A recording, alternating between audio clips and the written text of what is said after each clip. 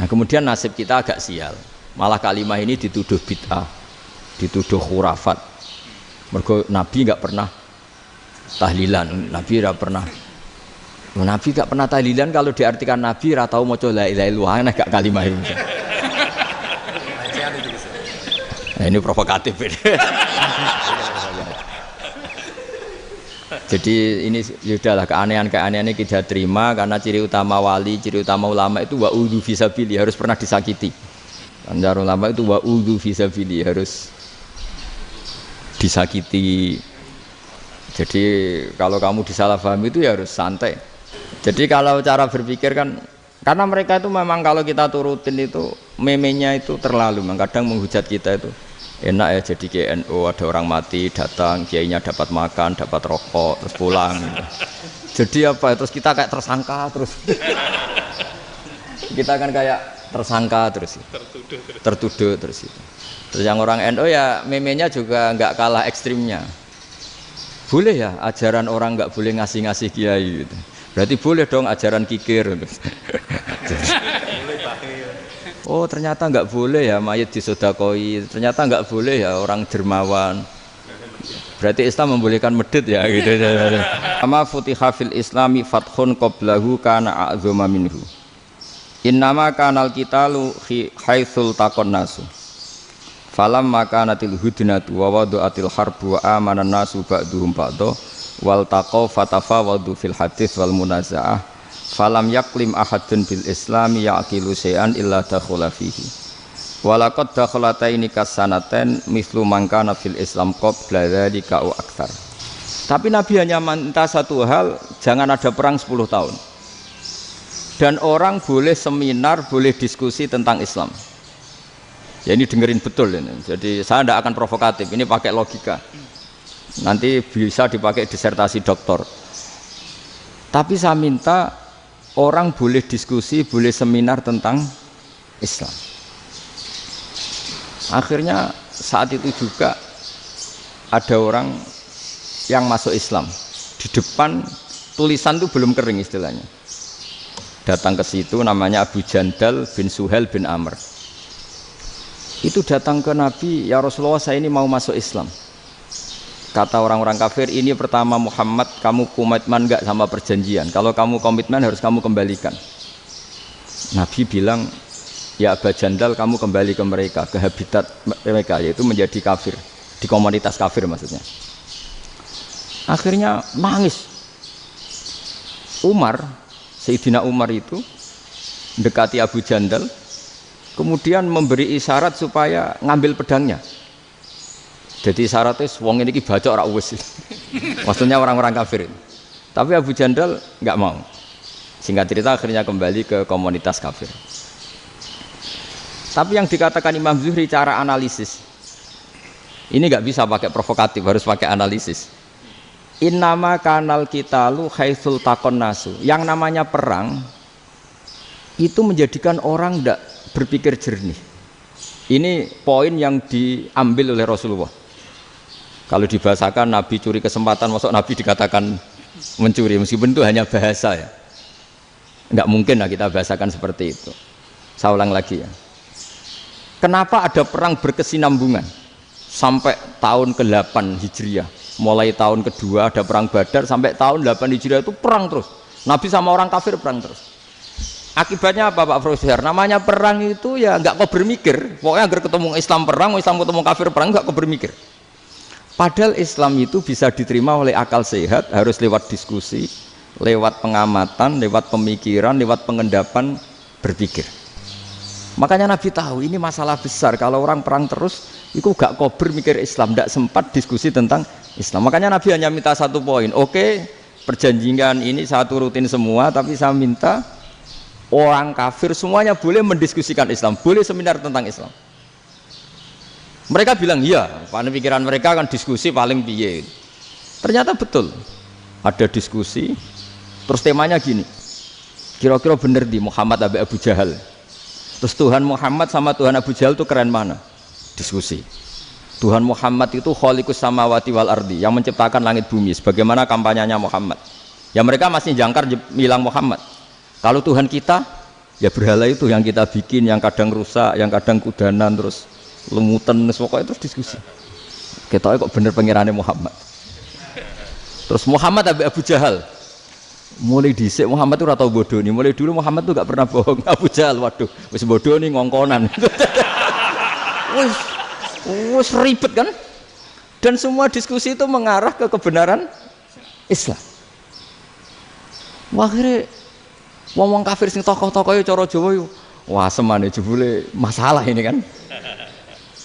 Artinya gini, kalau kita ingin Indonesia damai, sebenarnya yang untung itu Islam. Karena Tuhan yang menciptakan langit dan bumi tentu gak akan diperbandingkan atau akan dikalahkan oleh Tuhan yang lahirnya saja sudah di bumi.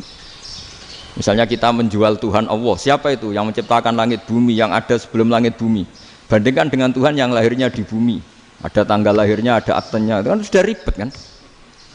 Begitu juga kalau memperbandingkan tokoh, Muhammad itu siapa? Tokoh yang bisa menyatukan pan Arabik, tokoh yang begini-begini, yang sayang istri, sayang keluarga, dibandingkan dengan tokoh Abu Jahal, Abu Lahab yang corong jauh penggaweannya yang ngerugikan orang lain. Akhirnya orang itu mulai tertarik sama Islam. Makanya kata Az-Zuhri pakai bahasa dulu, falam yaklim ahadun bil Islam. Tapi kalau sekarang yang populer itu bahasa yatakallam.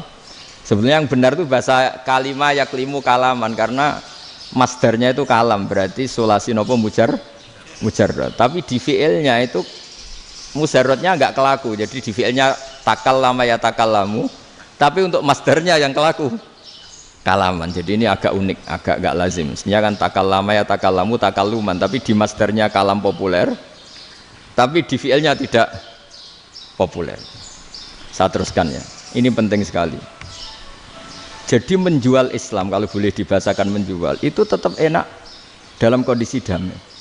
Karena kalau kita perang, itu bawaannya kalau ketemu ya perang. Kalau ketemu perang, sehingga orang itu rakober diskusi loh. Saat benernya Islam sampai kafir itu bener di. Karena tidak kau berdiskusi, tidak sempat diskusi, orang yang milih yang kafir. Karena yang mayoritas yang kuat.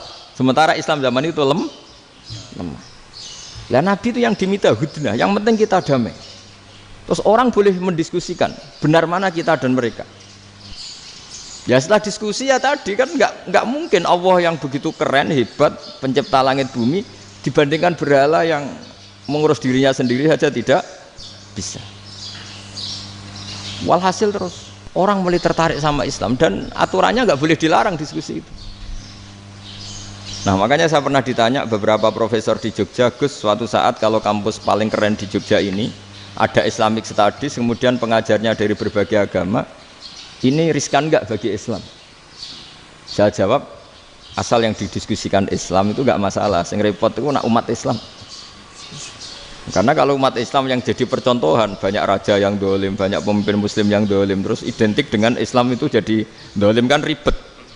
Ya kalau pas umat Islam, kalau Islam yang kumat kan jadi masalah kan.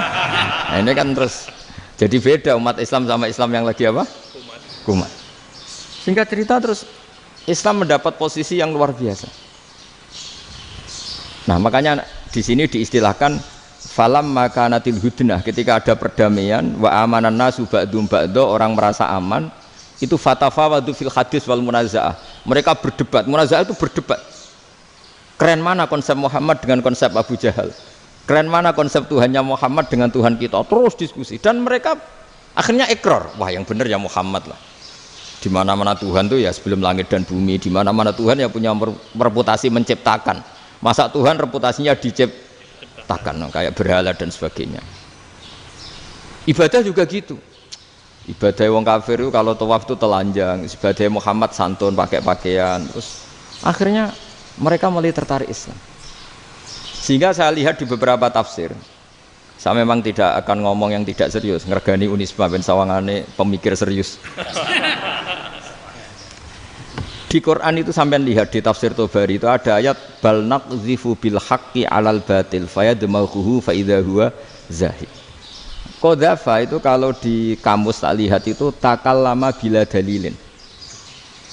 Qadzafa itu ya pokoknya sekenanya. Artinya gini, sekenanya saja itu tetap menang. Apalagi kamu taruh secara teratur, kamu taruh sekenanya saja itu tetap menang. Sehingga di sini banyak sahabat yang hidup di Cina, Sekarang juga banyak orang alim yang milih hidup di Amerika, banyak orang alim yang milih hidup di Inggris. Dan mereka pede, percaya diri, karena kebenaran itu kamu letakkan di mana saja, itu tetap akan menang, akan menemukan momentum kemenangannya. Dulu para peneliti, saya ulang lagi, dulu para peneliti itu ya datang kemana-mana, termasuk Ibnu Battuta, termasuk Ibnu Khaldun, ya semua peneliti itu suka neliti. Setelah diteliti, Quran itu satu-satunya kitab suci yang membicarakan sains, misalnya tentang falak, tentang astronomi, tentang asal-usul kejadian manusia, kejadian makhluk. Juga bicara tentang geografi, geologis, semuanya. Sementara kitab lain hanya cerita tentang mawaid wal hikam wal ibar. Jadi diteliti kayak apa, pada akhirnya hak ini yang menang. Bal naqdhifu bil haqqi 'alal batil fayadmaghu fa idza huwa zahid. Saya berkali-kali cerita, ada ulama yang ahli matematika. Ketika ditanya kenapa kamu suka ngajar matematika, sampai muridnya itu ragu, ini guruku mlebu swarga ta ora, penggaweane mulang matematika. Tapi para muridnya bermimpi bahwa Imam Amudi itu disuruh ngajar para malaikat. Dan itu pede betul dia.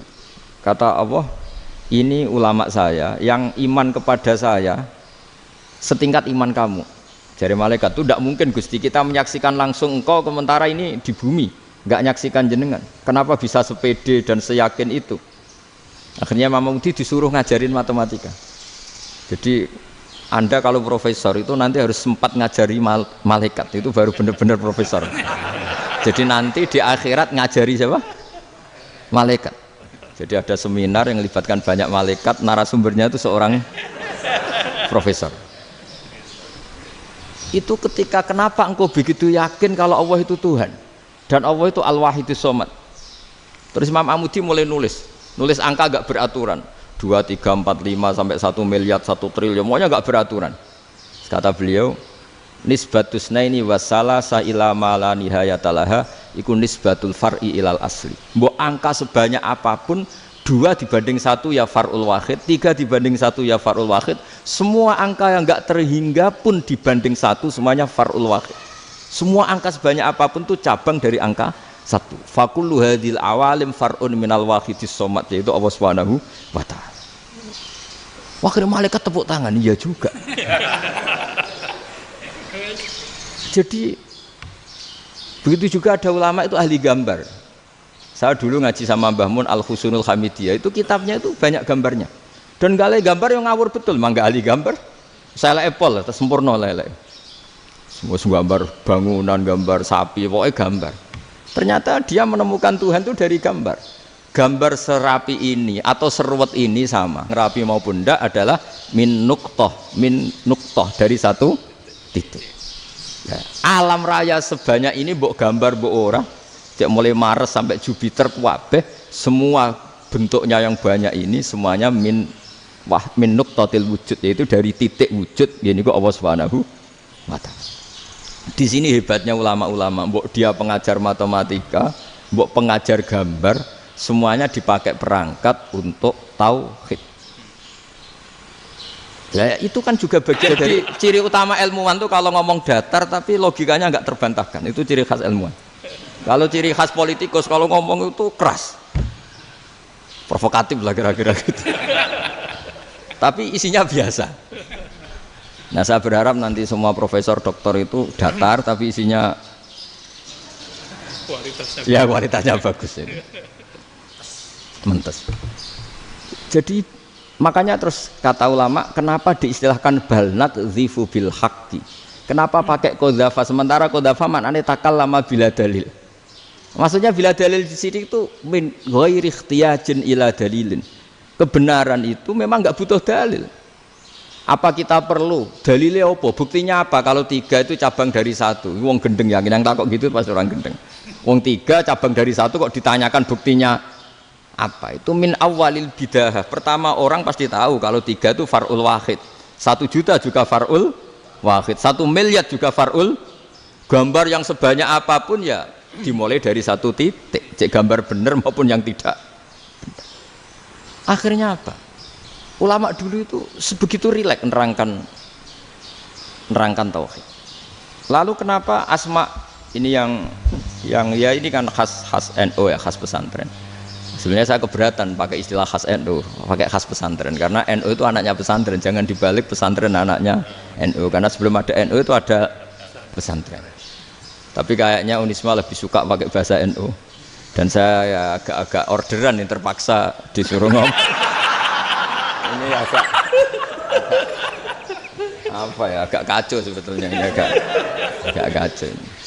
Jadi NU itu sama pesantren itu tua pesantren.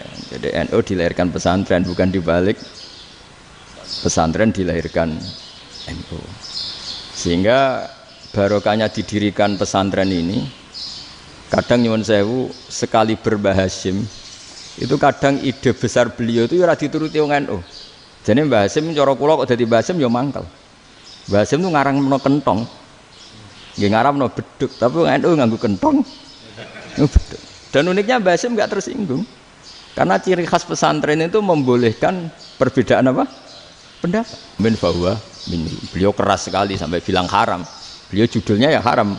Al-Jasus Antakhrimin Nakus. Setelah naskah itu sampai ke Mbah Fakih Mas Kumambang di Gresik situ, di daerah Dukun situ. Dulu nggak ada WA ya, jadi sampainya ya lama. Makanya saya sampai sekarang nggak punya WA karena ya saya ulama kan, kalau WA-an terus ya jadi ulama. Nggak jadi ulama main WA-an terus itu. Lah itu termasuk rektor nggak kau bermikir itu mesti kebanyakan WA. Karena kan otaknya didikte oleh sesuatu yang masuk, sesuatu yang dilihat itu kan pasti mendikte kita. Beda kalau yang enggak WA-an kan mikir apa kita yang menentukan. Kalau WA-an kan kita ditentukan. Mau mikir anaknya butuh apa gara-gara WA informasi Jakarta mikir Jakarta. Padahal secara kewajiban ngapain kamu orang Malang mikir Jakarta? Gara-gara WA mikir Jakarta belum selesai ada berita di Sulawesi, mikir Sulawesi. Habis itu mikir NTT. Makanya semua orang sekarang merasa tokoh nasional gara-gara informasi yang masuk itu nasional. Jadi Mas Yo RT yang mikir gimana Gus Indonesia kok. Ada RT sampai lupa kalau dia itu RT. Jadi semua orang sekarang merasa tokoh nasional. Dan itu gara-gara apa coba? Akhirnya semua orang juga punya ide tentang nasional. Harusnya negara itu gini-gini. Jebule wonge sing duwe ikon itu sapa? RT. Ribet kan? Saya teruskan, setelah naskah itu sampai ke Kiai Fakih Mas Kumambang, beliau itu marah besar. Ini harus dilawan dan saya bukan karena benci Mbah Hasyim. Beliau teman saya ketika ngaji Kiai Mahfud di Mekah. Jadi Mbah Fakih dan Kiai Hasyim itu teman ketika ngaji di Mekah. Terus cara ngelawan tuh lucu. Lucu, gak ilmiah tapi gak ilmiah wong alim tetap ilmiah. Di mana-mana serupa itu tidak sama. Ya kalau mungkin zaman Nabi di Madinah itu zaman itu kentong itu identik dengan milik Nasrani. Di Indonesia beda. Pos kampling ya kentong, kebakaran ya kentong, wae sarapan orang di LP ya pakai kentong. Jadi tidak ada jaminan kalau kentongan itu identik dengan Nasrani. Lalu haramnya di mana? Yang di mana-mana tasabuh itu identik. Ini tidak identik. Mulai masalah kan? Mulai masalah. Jadi beliau gaya judul Hazruus. Hazruus itu kepala bergeleng-geleng. Sekarangan kok ngene jadi sekarangan kok provokatif gitu gitu. Nah. Dan itu Mbah Hasyim ya hormat Mbah Fakih hormat Mbah Hasyim. Saya sendiri secara pribadi itu lebih suka pendapat Mbah Hasyim sebetulnya. Karena bagi saya sholat itu sakral, ya sudahlah kalau sakral ya dipanggil dengan sesuatu yang sakral yaitu kalimat thayyibah azan. Tapi saya tidak akan bilang kalau kentongan itu haram. Karena kalau haram alasannya mirip orang Nasrani. Sementara pos kampling ya pakai kentong, ada banjir ya kentong, ada kebakaran ya kentong. Jadi tidak identik untuk misa atau untuk sholat ala Nasrani. Tapi itu dulu ya rileks saja. Dua beliau itu ya saling menghormati, padahal saling kritik. Dan dulu ulama yang beda madhab itu ya saling menghormati. Imam Syafi'i itu kalau sholat di kawasan Masjid Abi Hanifah ya tidak kunut. Ketika ditanya kenapa kamu tidak kunut sementara engkau berpendapat kunut itu sunat, ikroman di hadal madhab, saya sangat menghormati madhab. Imam Ahmad bin Hambal itu berpendapat kalau orang pakai bekam, pakai iftisot atau hijamah itu batal sholatnya. Sementara Imam Syafi'i mengatakan tidak batal apa sholatnya atau wudunya tidak batal. Tapi Imam Ahmad itu ditanya, apa kamu makmum Syafi'i? Bagaimana mungkin saya tidak makmum sama wali kutub seperti Imam Syafi'i? Padahal menurut keyakinan Imam Ahmad ini sholatnya batal, ini habis ikhtijam udah wudu, tapi tetap saja beliau, karena perbedaan pendapat di furu' itu lazim. Ya orang boleh berdebat lah. Ketika Unisma datangkan saya, itu saking senengnya kiai, apa saking sombongnya sampai ngatur kiai, kan nggak pernah bisa diperdebatkan. Itu kan orang boleh debat kan? Itu saking angkuhnya apa saking senengnya kan nggak jelas kan? Kan dan orang boleh setuju pendapat saya, yaitu ngatur kiai itu haram. Setuju juga Pak Rektor, ekspresi mahabbah itu ya macam-macam. Dulu sahabat ya gitu, sahabat itu ada yang nggak kenal wajahnya Nabi sama sekali sampai akhir hayatnya. Ketika ditanya, lo kamu itu sahabat kok nggak tahu wajahnya Nabi?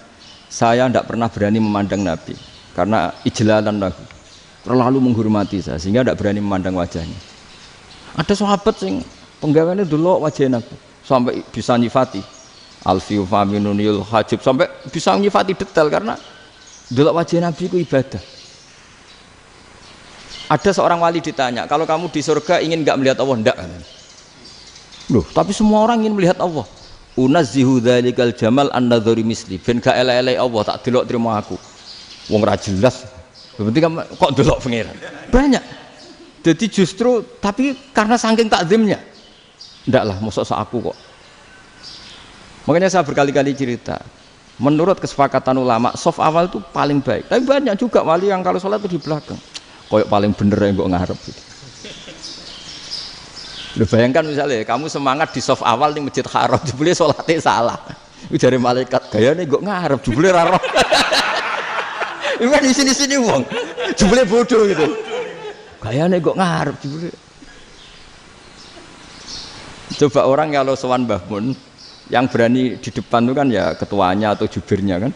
Yang merasa ndak pati pinter-pinter kan mesti di pojokan. Artinya sudut pandang seperti itu ya sah saja, apa? Sah saja. Makanya banyak sahabat yang jarang sowan Nabi, alasannya takut ganggu Nabi. Banyak yang sering sowan Nabi, alasannya seneng Nabi. Yang sowan ya seneng Nabi, yang enggak sowan alasannya seneng. Lu Nabi itu tokoh, punya keluarga, punya anak. Kalau saya sering sowan berarti sering ganggu. Yang sering sowan dia alasan ini khazanah kita harus istifadah. Jadi zaman dulu dia biasa dua sahabat, yang satu milih mahabbah itu milih sering sowan, yang satu juga mahabbah milih tidak sering. Karena pertanyaannya bisa dibalik kan, sering sowan apa sering ganggu coba. Nabi Abedar, assalamualaikum. Nabi nimang cucunya, assalamualaikum. Ayo bener yang sowan apa bener yang enggak kalau seperti itu. Akhirnya terus diatur sedemikian rupa oleh Quran. Walau annahum sabaru hatta takhruja ilaihim lakana khairal lahum. Jadi sahabat kalau mau sowan Nabi ya nunggu di Sufah. Kalau Nabi keluar berarti milik publik. Sekali masuk ke dalam tidak ada sahabat yang berani sowan. La tadkhulu buyutan Nabi illa ayyudzana lakum. Kalau soal sampai masuk dalam harus nunggu dipanggil. Karena sekali Nabi masuk dalam itu milik privat keluarga, milik istrinya, milik cucunya, milik keluarganya. Jadi Nabi sekali keluar ke ruang itu berarti milik publik. Itu terus jalan tengah. Karena kalau langsung masuk, bayangkan saya itu sering menyaksikan. Mbah Mun habis ngaji 2,5 jam ngaji Jalalain. Baru masuk, assalamualaikum. Padahal yai mungkin mau ke kamar mandi, mau ini itu.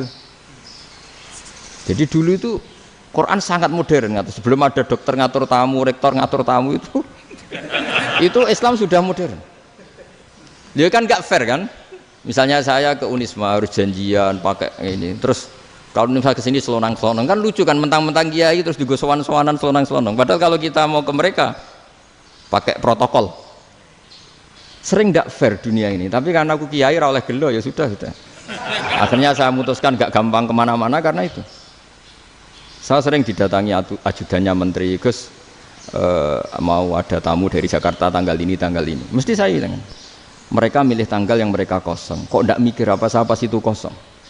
Tak jawab enggak lah, sebelum diatur bahasanya dan tawaduknya gitu. Akhirnya dibalik, datang lagi, Gus jam dengan kosong apa kita menyesuaikan. Lah itu lagi dia akhlak kata saya. Itu baru punya akhlak kata saya.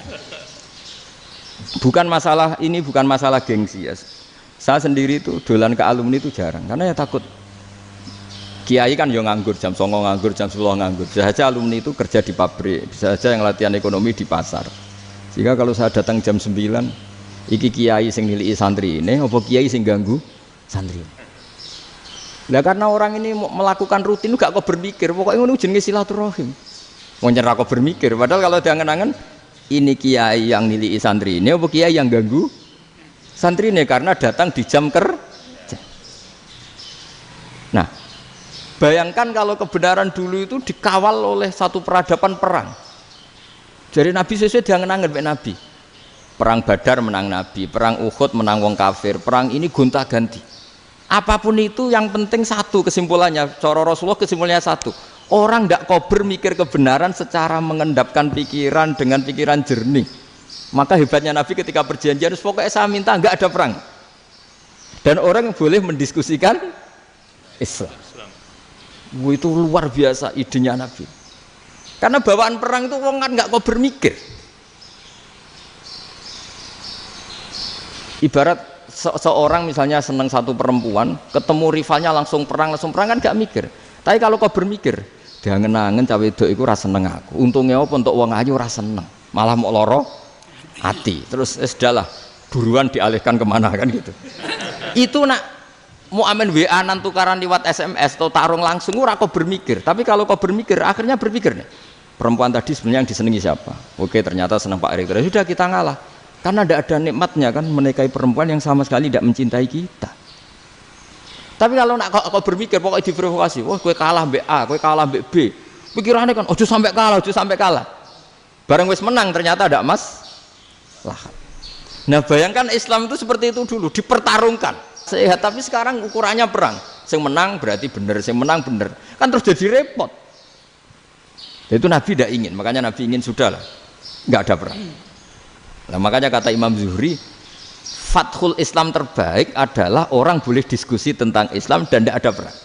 Lagi-lagi penting, tidak perang itu penting, silmun itu penting, perdamaian itu. Setelah tidak ada perang, akhirnya fatafawadu fil hadis wal munazah, orang boleh diskusi apa saja, termasuk boleh adu polemik. Konsep satu Tuhan dan Tuhan banyak diperdebatkan. Akhirnya Nabi secara rileks bisa menjelaskan, Muhammad, urusan kita banyak. Kalau Tuhannya satu tidak cukup, Tuhan harus banyak untuk menyelesaikan berbagai urusan. Ada Tuhan bagi rektorat, bagi ya, macam-macam kan. Ada Tuhan untuk ngurusi utang, ngurusi BPKB, macam-macam. Terus kata Rasulullah, enak saja Nabi jawabnya. Ya kalau kamu punya majikan banyak, perintahnya beda-beda, kamu mangkel enggak, bingung enggak? Ya susah mat. Kalau majikannya banyak, perintahnya beda-beda, kita jadi repot. Senang mana? Senang majikan satu. Ya sudah, Tuhanmu itu majikan kamu. Kalau Tuhannya banyak, perintahnya macam-macam, kamu yang repot. Akhirnya ya sudah mat, Tuhannya satu aja. Nah, itu ya barokahnya diskusi tadi, barokahnya enggak perang. Julan salamal lirojul hal yastawiyani masalah. Terus alhamdulillah. Jadi orang yang paling kafir pun saat itu taslim. Nah ini kembali ke kalimat la ilaha illallah. Saya tidak perlu provokatif, pasti teori saya itu benar. Bukan saya bilang benar itu karena sombong, enggak. Ini sesuai teks. Misalnya begini. Benar nggak kelompok takfiri yang suka ngafirkan orang lain? Itu pasti tidak benar. Logikanya gampang. Orang yang kafir 70 tahun saja dengan melafadzkan la ilaha illallah menjadi muslim. Masa dengan kalimat yang sama yang muslim menjadi kafir? Itu logikanya kan nggak ketemu. Orang kafir 70 tahun untuk menjadi muslim disuruh baca apa? La ilaha illallah. Tapi gara-gara baca la ilaha illallah nyekel patok jadi kafir. Pertanyaannya, loh ini kalimat apa? Kalimat untuk mengkafirkan apa kalimat untuk mengislamkan? Karena yang kafir dengan kalimat itu menjadi Islam, ternyata yang Islam dengan kalimat itu menjadi kafir. Itu ketemu nggak? Cara logika itu kan nggak ketemu kan? Makanya cara pikirannya Abul Hasan Asyadzili, dan saya setuju pikiran itu. Istighfar ini boleh orang Jawa Timur protes karena kadang beda manhaj, tapi jangan protes saya, protes Abdul Hasan Asyadzili kualat mesti sampean. Ketua Torekoh napa? Sadziliyah. Cara madzhab Sadzili dan Anda boleh berbeda madzhab, mencari khasnya wong kampus sing wani beda. Beda kapasitas lah pokoknya butuhe beda. Dan ketok pinter, ketok kritis tuh. Cara madzhab Abdul Hasan Asyadzili itu gini Pak Rektor. Jadi istighfar itu baik. tapi ba'da kamalit tauhid, setelah tauhidnya itu benar. Alasan beliau masuk akal. Ketika ada ayat fa'alam annahu la ilaha illallah wastaghfir li dzambik. Bihadil kalimah. Jadi orang boleh istighfar itu setelah tauhidnya benar. Alasannya Abdul Hasan Asadili begini. Qul lil ladzina kafaru iyantahu yughfar lahum ma qad salaf. Katakan kepada mereka yang kafir, sekali mereka tidak kafir, maka otomatis dosanya masa lalu diampuni. Pertanyaannya, yang bisa menghentikan kekafiran itu kalimat apa? La ilaha illallah. Dengan hanya melafadzkan la ilaha illallah Muhammadur Rasulullah langsung yughfar lahum ma qad salaf, langsung dosanya diampuni. Berarti yang menjadi pengampun dosa lah, penyebab pengampunan itu apa? La ilaha illallah. Itu bahkan orang kafir belum istighfar. Di ayat itu kan Allah gak mensyaratkan setelah la ilaha illallah istighfar baru diampuni, enggak. Asal la ilaha illallah langsung yughfar lahum ma qad salaf. Saya ulang lagi ya, jelas ya. Jadi kulil ladzina kafaru iyantahu yughfar lahum ma qad. Nah, sekarang iyantahu, mereka berhenti dari kafirnya. Syaratnya pakai apa? La ilaha illallah Muhammadur, itu langsung yughfar lahum ma qad. Artinya apa? Ghufranullah itu bisa didapat hanya dengan mujarrodut tauhid, yaitu hanya dengan melafadzkan kalimah thayyibah. Dan sahnya istighfar juga berdasar kalimah thayyibah itu. Misalnya gini, orang kafir sebelum Islam melafadzkan astaghfirullah, astaghfirullah, astaghfirullah, kira-kira diterima enggak? Enggak kan? Karena syaratnya istighfar ba'dat tauhid. Nah, makanya dalam mazhab Sadili istighfar itu setelah la ilaha illallah. Karena cara pandang ya seperti itu. Jadi fa'alam annahu la ilaha illallah wastaghfir li dzambi. Jadi dengan kebenaran tauhid saja ini sudah cukup kita insya Allah layak diampuni. Karena innallaha la yaghfiru ayyusyraka bihi wa yaghfiru ma duna dzalika liman yasha. Jadi orang yang tauhidnya benar itu bisa diampuni Allah asal tauhidnya benar. Itu Allah ngendikan liman yasha wa yaghfiru ma duna dzalika liman yasha. Dawe Imam Suyuti walam yakun liman yastaghfir. Jadi orang yang bertauhid secara benar meskipun gak sempat istighfar itu tetap potensi diampuni. Karena bawaan tauhid itu sudah menjadi layak diampuni. Kayak orang kafir sekali ngelafadzkan kalimat tauhid mbok gak istighfar langsung diampuni. Nah, karena melihat seperti itu terus orang berlomba-lomba memperbanyak jumlah ngelafadzkan la ilaha illallah.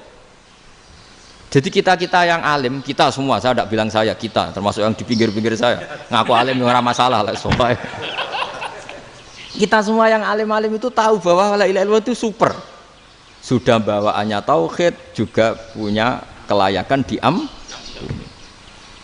Nah, kemudian nasib kita agak sial, malah kalimah ini dituduh bid'ah, dituduh khurafat. Mergo Nabi nggak pernah tahlilan, Nabi nggak pernah. Nabi gak pernah tahlilan, kalau diartikan Nabi ra tau maca la ilaha illallah, nek gak kalimah ini. Nah, ini provokatif ini.